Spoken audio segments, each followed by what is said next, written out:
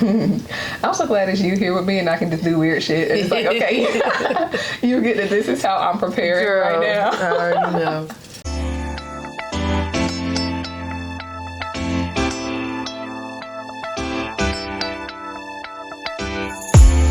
This is the very first episode ever recorded of Conscious Communions with Zen.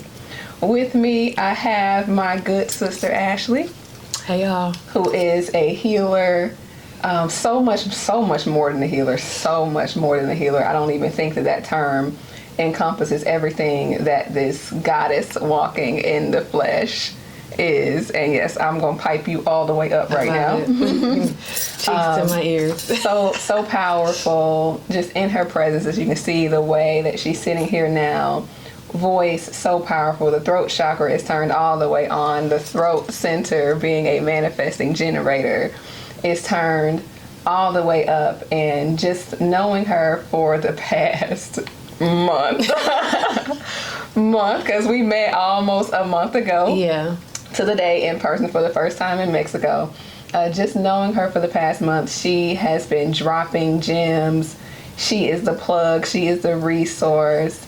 And has been giving me all the goodies to turn my life and my practice and the way that I work with my medicine up 10 notches. So today we are just talking. We're going to learn about Ashley, her practice, whatever she feels called to share with us. But in Conscious Communions, I like to just allow the conversation to flow, and we'll allow the conversation to go where it goes. So, Ashley, tell us just about you, your story. Tell us how you came to become a vibrational, what would you call it? Vibrational therapist, vibrational I feel like facilitator. I really, I say I'm a healing artist, right? So a multidisciplinary healing artist. And it started, so it goes way back. I have been in the spiritual realm my entire life, but my first encounter with like really experiencing spirit on a deeper level, I was 7 turning 8. It was like on the eve of my birthday. Mm-hmm. I had been tarrying for the Holy Ghost with my grandmother. So I saw my grandmother speaking in tongues, mm-hmm. and it was like, I want to do that. And so she started taking me with her 40, 50-year-old friends. I'm 7, mm-hmm. going around on my knees praying, thank you, Jesus, thank you, Jesus, thank you, Jesus, thank you, Jesus, thank you, Jesus, thank you, Jesus, over and over and over. And on the eve of my birthday, I don't never forget, I was crying out. Like that was my introduction of how to pray, how to cry mm-hmm. out. And I received the gift of speaking in tongues, and later learned that some people call it light language. Some people mm-hmm. say it's channeling our ancestors. But that was like my first experience. It was like, whoa. And from there, I was praying on the playground. In 3rd grade, my friends are going through whatever, and I'm laying hands and praying with them. Okay, first of all, pause. What does it look like for a 3rd grader to be laying hands and praying on the playground? What were the other kids doing? So we would go, so the other kids was running around playing double dutch and stuff. So let's say somebody, I remember this girl, her name was Brittany, and she actually reached out to me on Facebook or something years ago, not too many years ago. But we would be we would kind of go off to the corner of the playground, and I'd be praying for her, hand on her forehead. What needs to be prayed for? What does a 3rd grader need? Girl, kids, I grew up in the hood, so kids be going through it. These parents, they were kids themselves figuring it out. So she may have been being abused or being neglected or something to where it was like, I'm gonna pray for you. I'm gonna help you out in whatever way. So I've always been an extremely empathetic person, so sensitive. My brothers used to make fun of me of how sensitive I was. I didn't realize that the hypersensitivity was actually my gift. I could feel everything that was going on with everybody, and it was too much for my little body. I'm like, oh, I'm crying. I don't know why I'm crying. Yeah. So later, as I grew up and developed, I was literally like known as the church girl. I was taking the whole basketball team. They were all filling up in my car, taking them to church in high school. Like that was just my thing. I've always been, you know, leading people. I have always. Yes. And so I went to school for I got my BS in psychology, minored in philosophy. Then I pursued my master's in social work. So it was just like, okay, I'm a geek. I'm a scientist, a philosopher. I love wisdom. So I started to like put knowledge and science behind what I had already been learning in the church. Because I was that kid that was taking notes, that was like, preach, pastor, like wearing suits and stuff at 16. Like, it was ridiculous when I really think back about it. But yeah, so it was like, I always knew, I was like, I know I'm a healer, I just didn't know how, I didn't know the route. And we'll talk about human design, but being a 3-5, being that experimenter, I always just tried so many different things, but wasn't sure. I thought I was going to be a psychologist, but then I realized you can't put enough spirit in it, so I couldn't do it. And so what led me to where I am now as a healer and doing it professionally was actually when I had my son. So I had moved to LA. I graduated TSU 2011. I was in Chicago for a couple years, and then I moved to LA 2013. And my boyfriend at the time, which is Hendrix, my son's dad, he introduced me. Like we went to a meditation center. It was like my first time. It was like this meditation center for people of color. Okay, and that was off of him saying, "Let's go." Yeah, he was like, "Let's go." Yeah, okay. So I meditated for the first time, and it was so cool. And I actually have that post on my page somewhere. And so I thought it was really cool, and that was my first introduction to meditation, and I thought, oh, this is bad because it's a Buddhist center and I'm a Christian and like all this. I didn't even know, but it felt so good. So it was like, okay. And so then we went to yoga because he had a yoga, there was a yoga center, Brian Kess, and it was donation based, and he worked for Apple at the time in Santa Monica, California. It was right around the corner. Okay. So I started to go to yoga 3 times a week, and it started to change me. Like I was just like, whoa. So it was my introduction to, I've always been spiritual, but then I started to learn how God actually dwelled within me and how the temple I was the temple. And so I began to do yoga and meditate, and then I started learning about crystals. So all of it was dope, but it was on a surface level. It was until I got pregnant with my son, I really went into the shadow part of me. And we ended up having to move to San Antonio, and it was just horrible, y'all. It was beautiful that I had my son, but I lost my entire identity because I moved from LA, where I was acting and in music videos and doing everything I wanted to do. I went from there to San Antonio, where I didn't know anyone. I was 8 months pregnant, I had to find a doula and find everything. And I have my son, and it's just me and him. And I'm looking at him, and he looking at me, and I'm looking at him, and I'm like, what I'm going to do? His dad was at work all day, and he was checked out. Like, he was there, but he was not there. So I really felt like a single mom, even though we were living in the same space. So it was like I would look in the mirror. I was 85 pounds heavier. Wow. I would look in the mirror, and I didn't know who I was. Wow. Like, I was like, what happened? Like, I had just forgot about myself because it was, all about my son. And so Isn't it crazy how that can happen? Yeah. And it's almost as if it happens in a blink of an eye. You look up when you aren't there. Yes. When you aren't there, the months pass by and you look up and be like, where did I go? Oh my God. I was like, I looked in the mirror and I was like, who is that? I looked back at pictures and I was looking at pictures of myself and I'm like, what the heck? Like, I couldn't believe I was sitting there looking at a person that was 85 pounds heavier. Right. And so I was just in a really dark place. And I remember just starting to try to meet people and just do little things. I'm trying to speed this up a little bit, but trying to meet people. And I started having dreams, and my dreams began to be extremely vivid. Yeah. And they started to tell me about things that were going on.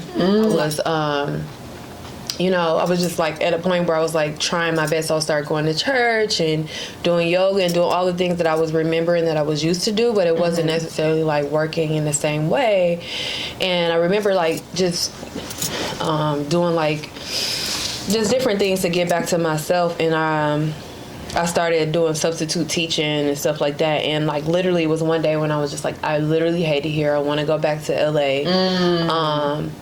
But when I go back, what am I gonna do? And this is when I really realized like how powerful spirit was and how powerful I was, because like I started to have dreams. Like my dreams started to become like extremely vivid, because this was the most sober I had been in so long. Living in LA, I was smoking weed all the time, but being pregnant and nursing, I was extremely sober. So my dreams started to tell me, like, put pieces together. It was telling me not to trust my son's dad because there was things going on, and it started to tell me. I started going to like therapy and just different things to like put the pieces together.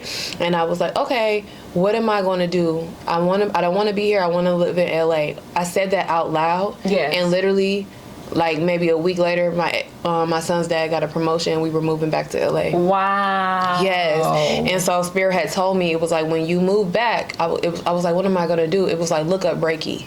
So I was like, I didn't even know what it was. I just started Googling and I started learning about energy healing. Like, and it was like this course that came up for energy healing practitioner course. Yes. Popped up.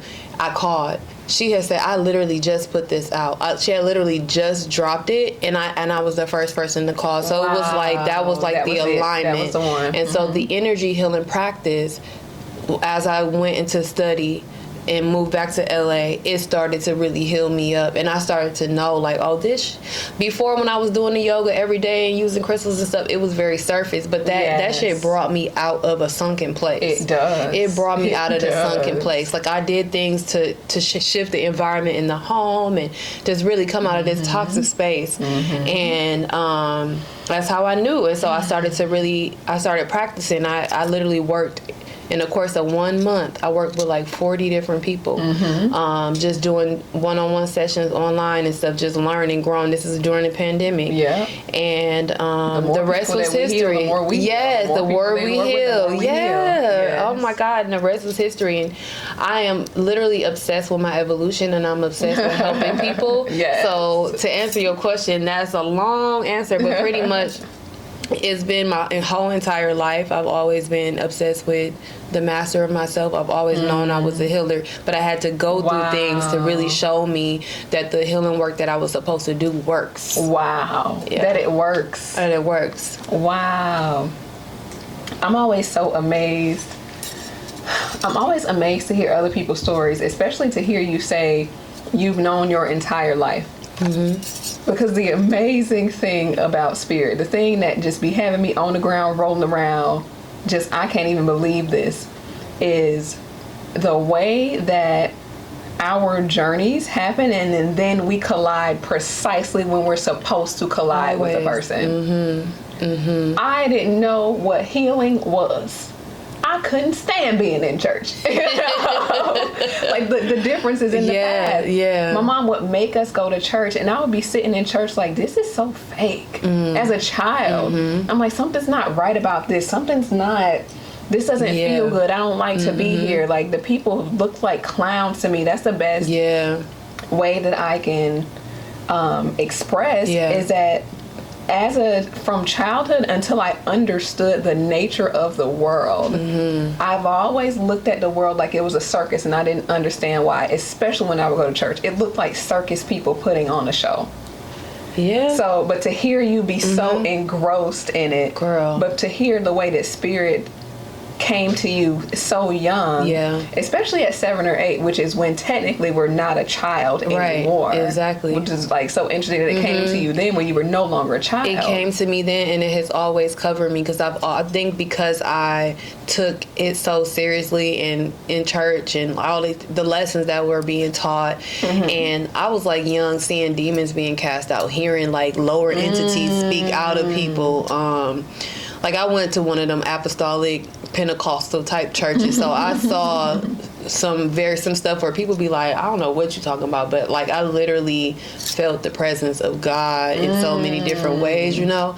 And So yeah, it is extremely like interesting that the differences, because I like loved it to the point though when I started to hear like church folks cussing and stuff like that, I was like, because I was like, wait, but that's when I had to learn like we're human and we have there's so many different routes to God and they look different in each one. And I was so happy to learn that, because I think sometimes like when we go to church and we go all the time, when we go to the same church and we hear the same pastor preaching for all these years, it becomes like this cult-like experience, and you pedestal those people to, you know what I'm saying, and you forget the humanness of it, that they're literally an extension, and the same type of gifts that we all have, different gifts, but they're the same source they have, you have. Yes. And I had to learn that, because had I stayed and been in that same indoctrination, I would have been still looking to my pastor to give me all the answers, when it's like, you ain't got all the answers. Nobody got all the answers, you know. But I have to seek the kingdom of God, which is within me, to really know and understand. You know what I'm saying? So even though I grew up in church and I love all the lessons and stuff that I've learned, I feel that I've kind of outgrown it in a way. I feel like I've done in the traditional way. In the way that we learned that what church is. Yes. I still will go, and I still love to learn the lessons. And like I had said on one of my posts, I think it's extremely important to still get sermons and stuff like that. But then you use the medicine that we learn to help integrate those lessons, because somebody can talk at you all day, but if you haven't done the work to clear out the trauma, if you haven't done if you just blocked and numb, somebody just talking in one ear and not the other. Exactly. Like, you know what I'm saying?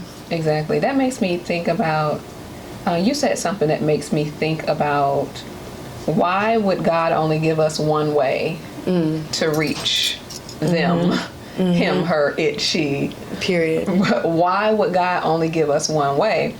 And I believe that those were as I started to learn more about consciousness, mine came from learning about mindfulness, from not being until I was 29. Then again, it sounds like it's so interesting. Different people pass. It's like yours was like gradual, bits and pieces. Mine was like, wake up. Wow. Right now. Wow. It was like enough is enough. Wake up. Wow. And then just like fast tracked into spirituality. But when I started to learn about mindfulness and started to communicate these things with my family, the things that I was learning, my family very much so heavily in the church. My mama, prayer warrior. And so I was met with, that's not Jesus.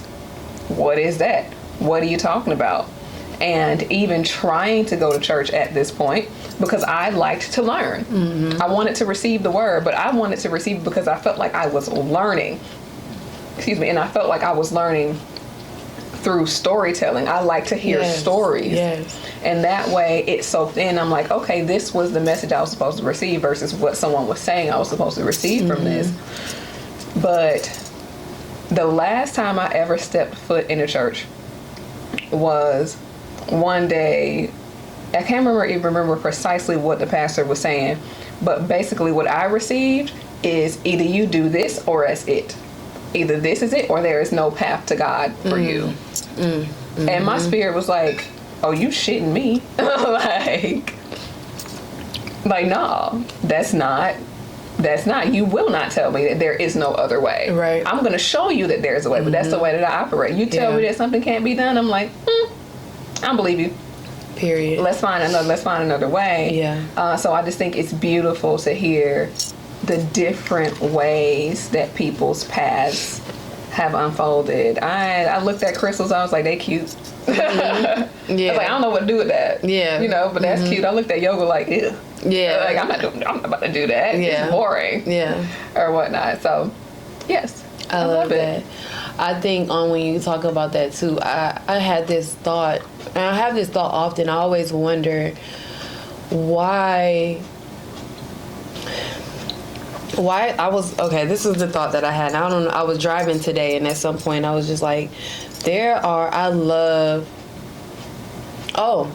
my son, I went to go see his basketball game, but he said he don't like basketball. It's too much. Okay. But it was at this really big church. And I was like, wow. And it was like a huge community center. And I was like, wow, it looks like they're doing really good work. And I started to think, and I said, if more churches and church folks, focus more on whatever their mission was and less on trying to demean other people's and whatever their practice is, the better off we will all be. Because I even thought about Jesus. I said Jesus never went around and told people the way you are serving is wrong and the way you are serving. He just operated out of a love. Absolutely you're hurting, not. Let me help you. You this, you hungry, let me take this 5, let me take this bread and this fish. And absolutely. And so I'm like, I think that is a huge distraction. And that a lot of church people, pastors, whatever, are kind of lost, and not all of them, but some of them are. So when I'm scrolling on TikTok and I'm hearing people talk about new age this and spirituality this and this is the devil and this yoga pose is the devil, it's like, mind your business. Right. If you focus on your mission, if you focus on calling people in the way that you're supposed to, you will be so much better off than trying to demean somebody. And it's blasphemy. You talking about stuff you don't know nothing about, you haven't studied, you know what I'm saying? And literally you're doing the opposite of what you're supposed to do. Of what Christ said to do. I literally had a woman, she called me because she wanted me to join her femininity retreat or whatever, and she was asking me what have you been up to lately? And I was like, yeah, I just got my yoga certification, She was like, I want to tell you that opens up different portals of the devil and all of this stuff. And I said, I just was like, thank you for that information, but for me that isn't my experience. And I got off the phone with her because I'm one of them people, I'm not even gonna try to convince you otherwise. If that's how you feel, that's how you feel. Exactly. However, you're gonna tell somebody that literally went and studied this practice that it opens up channels. You don't know what you're talking about. Exactly. But you over here trying to discourage somebody. Yoga is the union of self. Yes. You know what I'm saying? It's the shattering of illusions, delusions, and superstitions. Yes. And yoga is the practice of getting closer to God. That is your yoga. Exactly. That is your yoga. That's exactly what it is. And when I went and teach, the guru did nothing but talk about teachings of Jesus. So I'm like, and I just see these different blasphemous things, this false prophecy where people are talking to things that they haven't studied. And it really frustrates me because I'm like, you're not in your calling, because the calling is not to belittle someone else. The calling is to uplift. So how are you uplifting when you so focused on telling people that their practice is wrong? And I used to have to tell my grandmother this because she's a devout Christian, okay? And she's one of the ones that's going to tell you you're going to hell and you da-da-da. But I never will understand. I'm like, well, people that grew up Muslim or grew up Hindu or grew up whatever, they grew up in that. How are they going to hell? Let me tell you. Wrong. As a child, well, I'll say as an adolescent, that is a thing that came to my mind. I was like, it doesn't make sense to me that every other religious group on this earth is now damned to hell. Exactly. I was like, that doesn't make sense to me. That doesn't sound like a loving God. What really helped me understand was my maestro. Because he taught that in the middle of ceremony in Costa Rica, that people would look and be thinking y'all must be worshiping something. We're worshiping God. But in the middle of this, where you would be like, this seems like a cult. This man is talking to us about the teachings of Christ.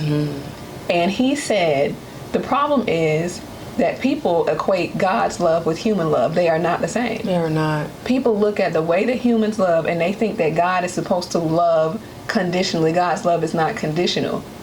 So they think that they've made visions of God as this father, as their father, who punishes them when they don't do what he wants them to do, and who rewards them when they're nice, quiet, meek, mild, obedient children.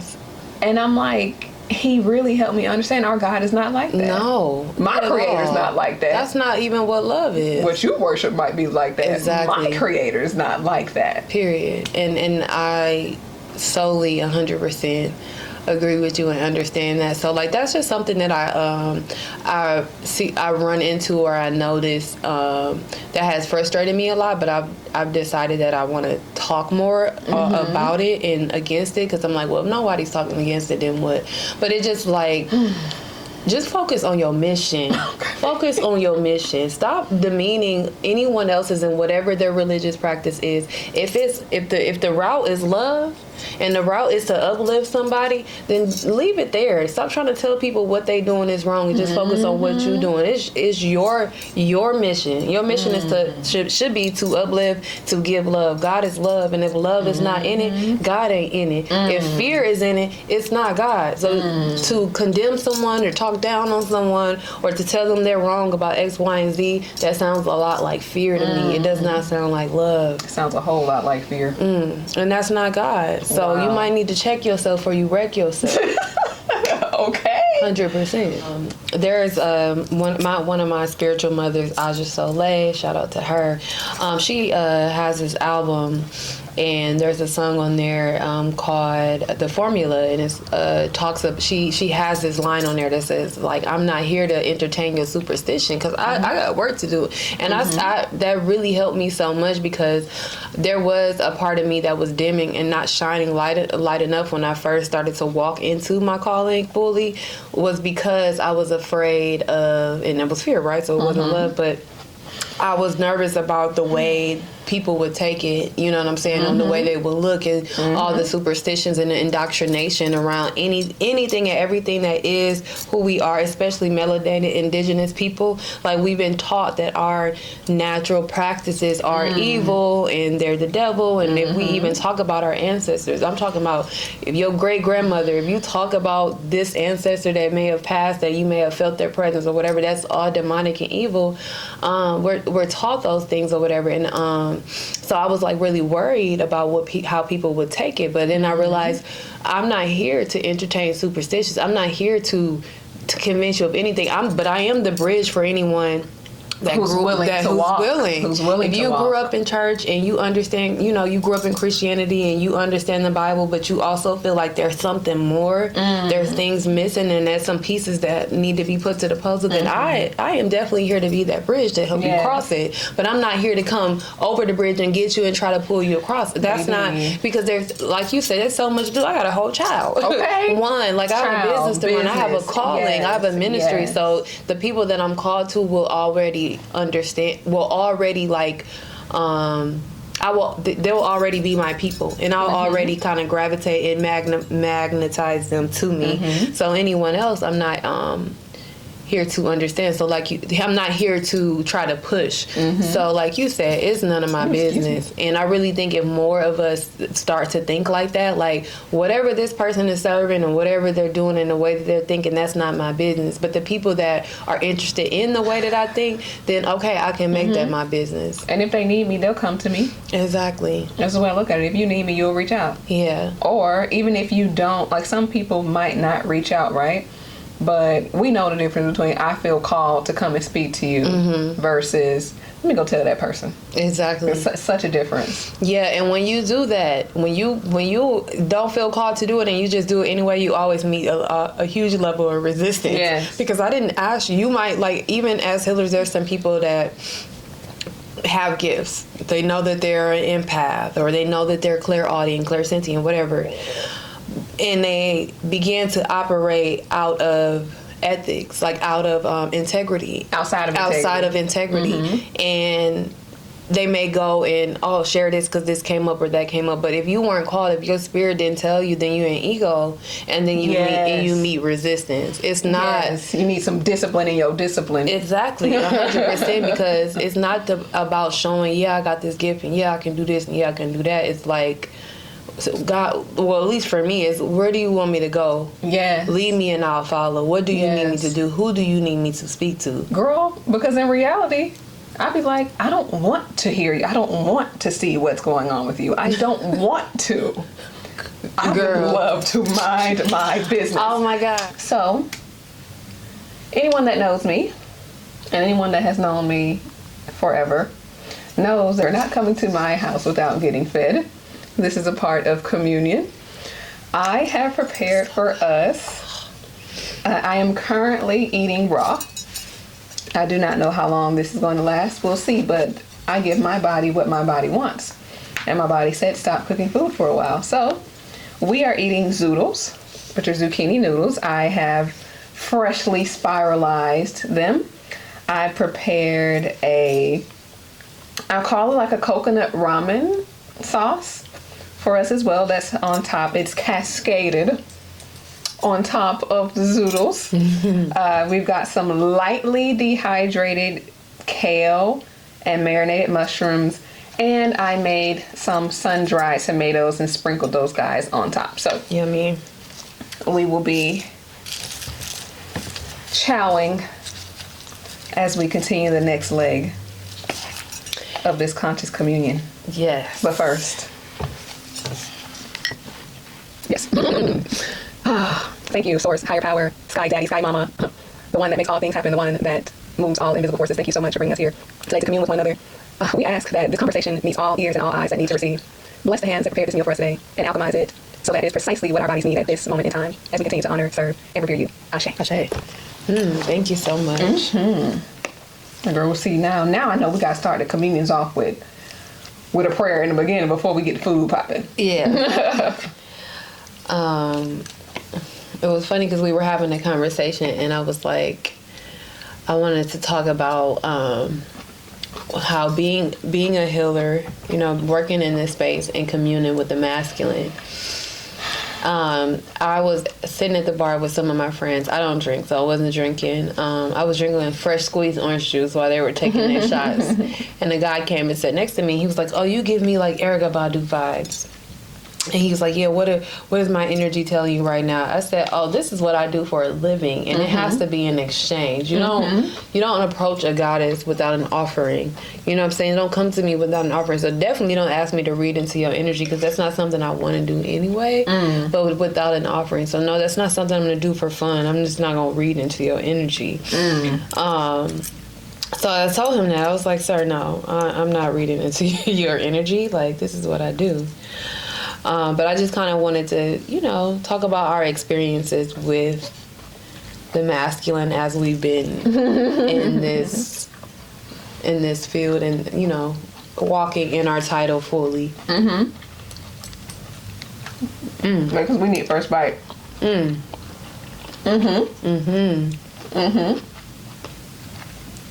If I don't dance when I'm eating, it ain't good. Wow. Your girl's hands works in most of those ways. Wow. The hands work in a multitude of ways.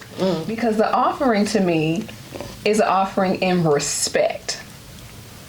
It's not as if you have to pay for everything in life with money. It's not about that. Because even looking at it from a universal standpoint, there is always a dynamic exchange. There is always something exchanged. In order to receive something, you have to give something. Have to. So even in the cases where we decide to serve for free, it's not really for free, because if I decide to not take money for a service, then I have communicated with my creator that I expect something else in exchange. Or I understand very clearly what I might be receiving in exchange for this service if it's not money. So from the standpoint of a healer, teacher, things of that nature, it makes me want to be like, do y'all not understand how this works? As far as like the masculine asking again, because it's not women that are doing this. It's not women that are asking for services for free. I'm like, do y'all not understand how this works? I would say for me, I do have a few that might try to weasel their way into would you try to just kind of, I feel like they almost want to lay their head in my lap. Like, because I feel I'm like the energy I give is a very soft and safe space for you to take off your armor, which is fine. But I have had some men that will have paid, and shout out to them, and that have had great experiences. But it's just so interesting to me how it's almost like some of them, they either overly sexualize the sensuality of it, or they want to dump. without anything in return. So yeah, it's just been a very interesting space for me. I think the biggest part has been like the over sexualization of it for me, because I'm a very sensual person. Yes. But that don't mean I want you. Yes. And I definitely understand the magic of my sacred portal, and I understand that like I'm going to take on energy and I'm going to heal you. So it's like, yes. No, I'm fine. I'm good. That's so interesting that you say that. I haven't and something that's just very like a differentiation. We love men. This is not all men. I have worked with men who have understood the dynamic of exchange or whatnot. Like, this is not something that I do just because you are in need. There is a dynamic exchange happening here. You give me something, I give you something. It's just the way that the universe works. But when I first started posting about my practice, what I kept receiving from men was like, in my bio, I said I work with women specifically. But then as I started to speak more online, what I received from men was, why are you only targeting women? Men could benefit from this too. I could use this too. I'm like, okay, cool, pull up in that case. But then the more as time went on, and this is probably a personal thing that I have to get over, is that over sexualization thing. Because it's like, I would love to take you on as a client, but in the back of my mind, it's like, what are your actual intention because of the way that you have approached me? Not from book a consultation as the proper order of things that I have outlined. It's, I feel like I should be able to message you directly and now immediately book versus following the proper steps. So to me, the back of my mind says, what do you actually want in that case? But then that goes along with, and I feel like I'm segueing this conversation, we can pull it back. The question in my mind of like safety for us as healers, as feminine, sensual beings who have this motherly, soft presence, safety for us in that space. This space, what does that look like? That's very interesting too, because historically, over the past 400, 500 years, as Black women, as African women, as indigenous women, we have had to be overly masculine to protect ourselves. Like, nigga, what? Like, what? Like, you know what I'm saying? Come in a way so that we don't feel approachable. So doing the unlearning and working and walking in femininity and our softness with an open heart, it's it can be like, okay, well, at what point do I make sure that I protect myself? I have felt like a big part of that is just going before, and creating like those spiritual boundaries and prayers of protection. And also, like, there was one thing, again, my spiritual mother, Aja Soleil, was saying that was like, I may look beautiful and soft and all this, but I carry a machete. Like, I carry like, I call it the velvet sword. Like, don't get me wrong. Like, it is sweet and soft and opening and all the things, but at any moment where I have to protect myself, I surely will, and I have ancestors to back me too. So it's kind of, it was a guy I was dating before, and I was like, I'm not worried about whether you will try to hurt me or because I have an army of seen and unseen forces. And no matter what, like we're always protected in ways that we don't even know. So people will leave our lives in whatever way, you know what I'm saying, we have to. And there will be things that'll unfold and you'll be like, I don't know how that happened. I'll never forget, there was this time a guy I was dating. Oh, good. Literally, a message comes to my phone about a prescription. And I was like, what? I never got no prescription.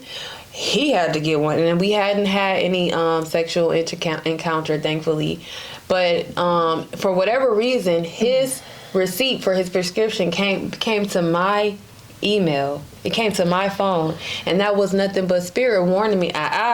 So that's the type of like protection we have when we walk in integrity and we walk in alignment and we know God, not believe in God, but know God. Yes. There's a level of protection that we have that is unseen, and that's the beauty of it. Girl, let's talk about the way spirit works, because you just made me remember. Let's talk about the way spirit works.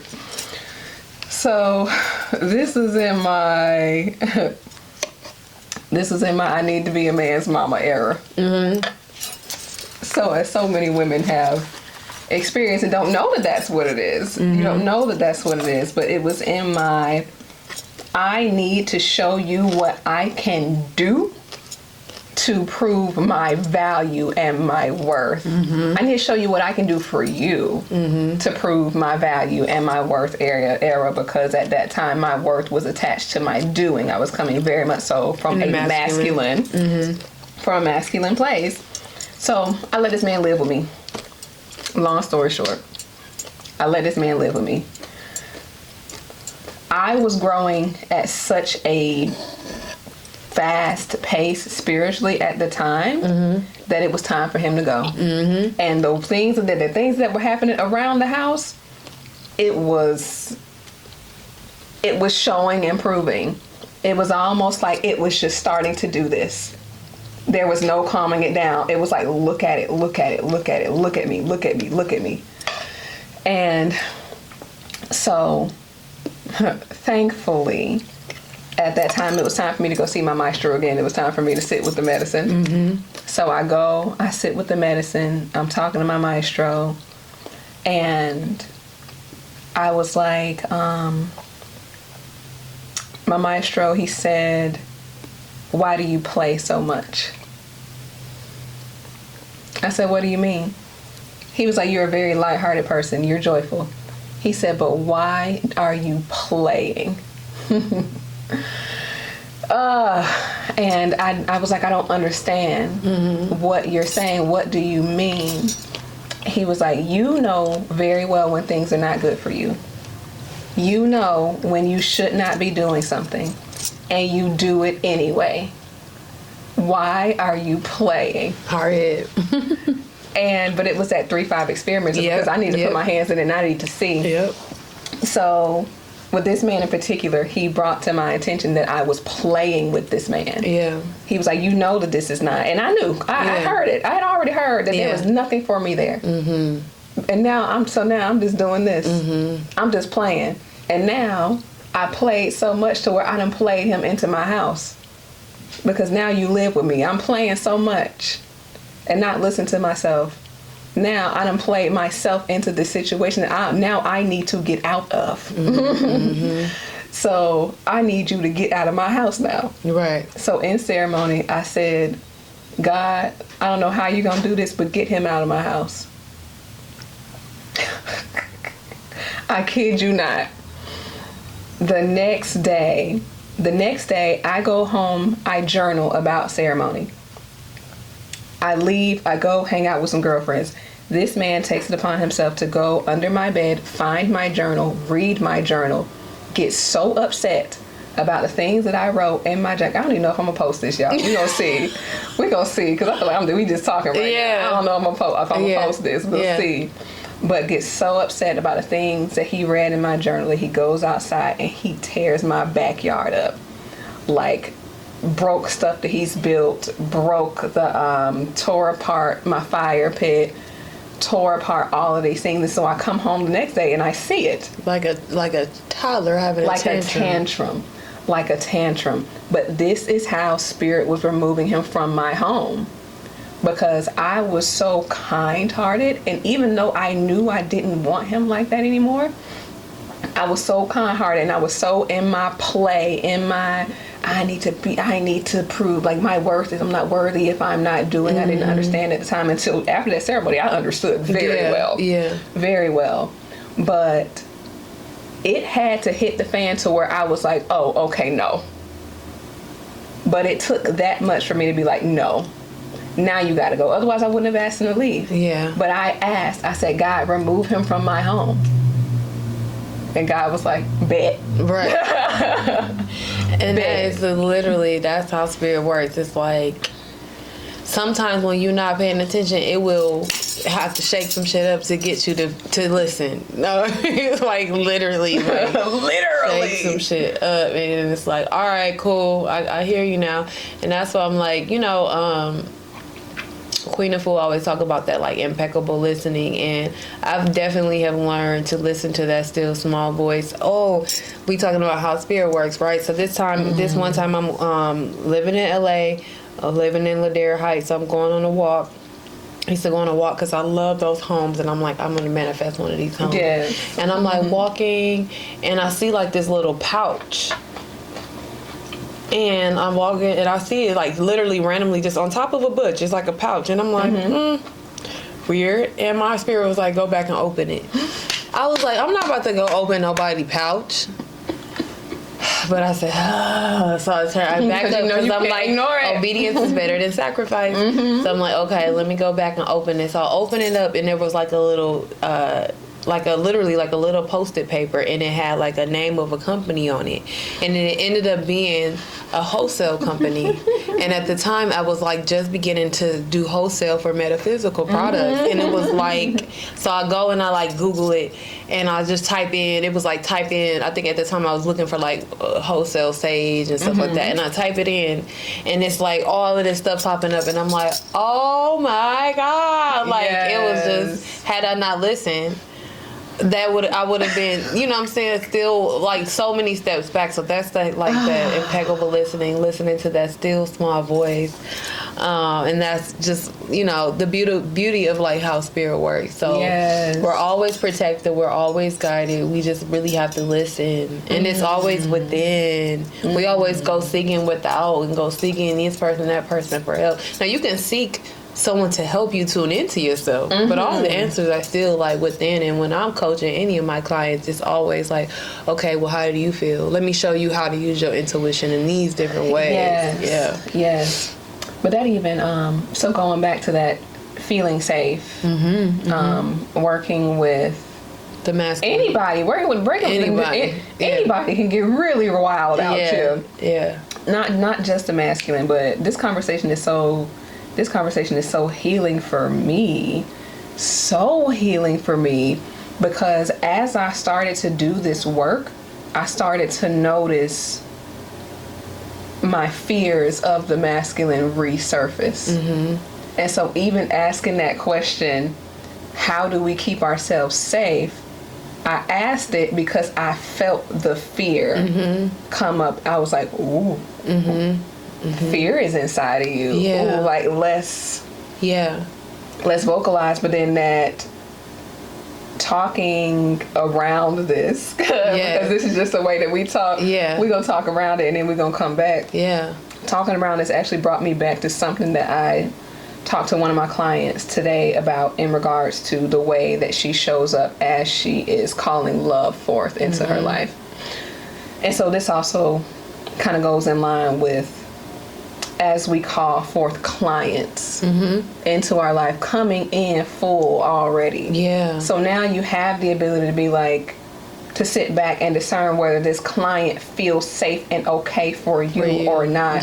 Masculine or feminine. Because there have been women that have approached me, and I'm like, nah. Like, nah.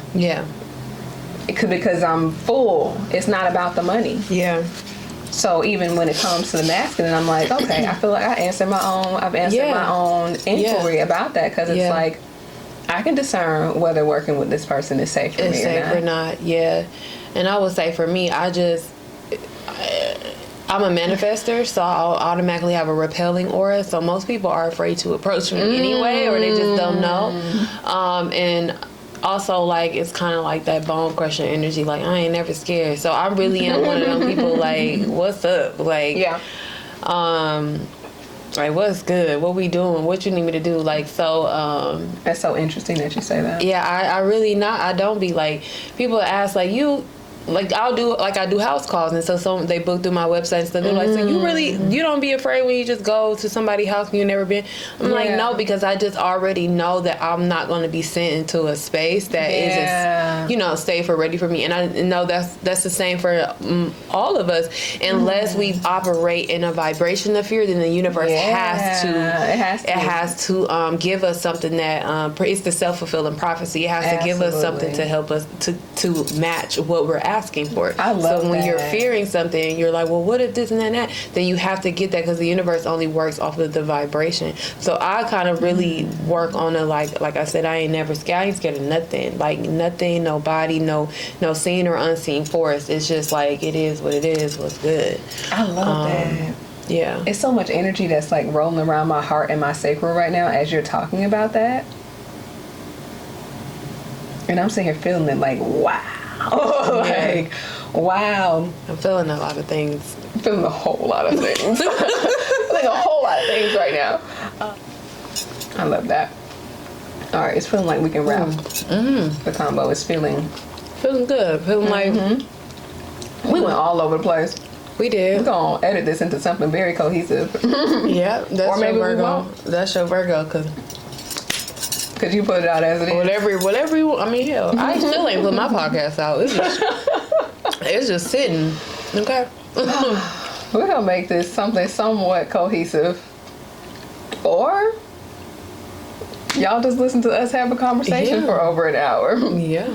Whatever it needs to be. But okay, let's give the people something to take. Okay. We just gonna have to do this again because there are so many other topics I want to try to touch. We just went all We didn't over. touch human design yet, and we over here talking about our 3-5, our moon rising. They don't even know what that is. Probably like, they what the heck are they talking about? Yeah. Okay. What's on your heart that people just... Somebody is listening to this right now and they need something. They are seeking something as to why they searched and found this. So what would you like to give them? Okay.